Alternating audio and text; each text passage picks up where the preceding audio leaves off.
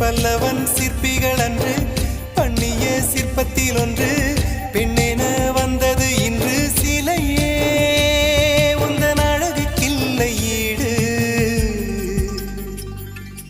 என்ன விலை அழகே சொன்ன விலைக்கு வாங்க வருவேன், விலை உயிர் என்றாலும் தருவேன், இந்த அழகை கண்டு வியந்து போகிறேன்.